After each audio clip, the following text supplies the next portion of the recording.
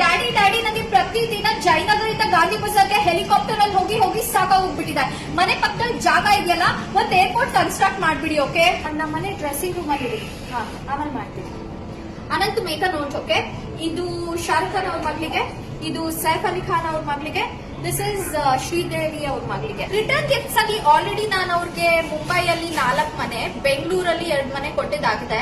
ಇದು ನನ್ ಕಡೆಯಿಂದ ಸುಮ್ನೆ ಪ್ರೀತಿಗೆ ಬಂದಿರ್ತಾರಲ್ಲ ಮನೆಗೆ, ಸುಮ್ನೆ ಹಾಗೆ ಖಾಲಿ ಕೈ ಕಳಿಸ್ಬಾರ್ದಲ್ಲ, ಅದಕ್ಕೆ. ಮಮ್ಮಿ, ನೀವ್ ಇವಾಗ ನಂಗೆ ಚಂದ್ರನ್ ಮೇಲೆ ಸೈಟ್ ಕೊಡಿಸ್ತೀರೋ ಕೊಡ್ಸಲ್ವೋ? ನೋ ಮಮ್ಮಿ, ನಂಗೆ ಮಾರ್ಸ್ ಬೇಡ, ನಂಗೆ ಮೂನೆ ಬೇಕು. ಡ್ಯಾಡಿ, ನಾನು ಅಮೆರಿಕದಲ್ಲಿ ಎಂಪೈರ್ ಸ್ಟೇಟ್ ಅಲ್ಲಿ ನಮ್ದು 275 ಅಂಗಡಿಗಳಿತ್ತಲ್ವಾ, ಅದೆಲ್ಲ ಮಾರ್ತಾ ಇದೀನಿ. ಮತ್ತೆ ದುಬೈಯಲ್ಲಿ ಬುರ್ಜ್ ಖಲೀಫಾದಲ್ಲಿ ನಮ್ದು 200 ಮನೆಗಳಿತ್ತಲ್ಲ, ಅದನ್ನು ಮಾರ್ತಾ ಇದೀನಿ. ನನ್ಗೆ ಶೂಸ್ ತಗೊಳ್ಬೇಕಾಗಿತ್ತು ಡ್ಯಾಡಿ, ಅದಕ್ಕೆ ದುಡ್ಡು ಬೇಕಾಗಿತ್ತು, ಅದಕ್ಕೆ I am just selling it.